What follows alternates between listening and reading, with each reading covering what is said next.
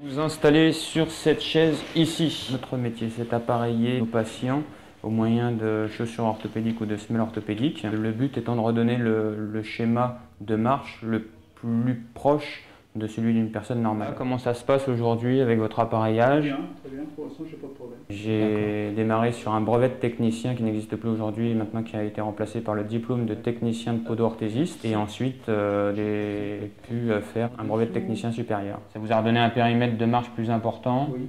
Avec ces chaussures-là, je peux pratiquement marcher sans canne pendant un certain... Le but, c'est qu'ils viennent nous voir sur un premier examen où on va prendre des mesures, vérifier les possibilités d'appareillage.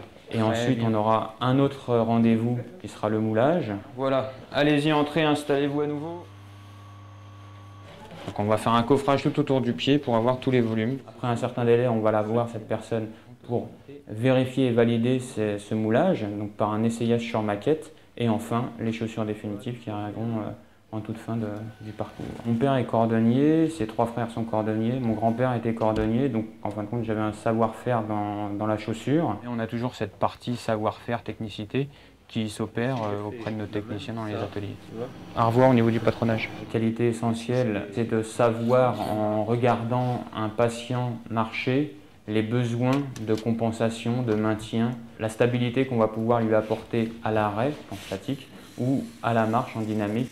Une fois qu'on est installé, les avantages, la rémunération, puis ensuite, c'est une profession où il y a beaucoup de choses à faire. C'est-à-dire, elle est en évolution constante et du coup, on a une remise en question assez importante. Les inconvénients de notre métier, ça va être parfois, on veut apporter une réponse et on est à côté. On tombe à côté parce que on n'a pas eu le bon réflexe sur l'appareillage.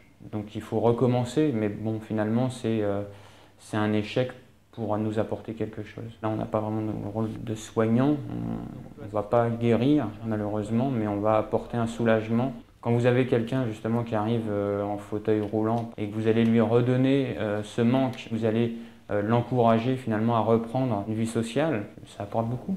Ça apporte beaucoup à la personne et finalement ça vous apporte beaucoup à vous. Faire cet essayage.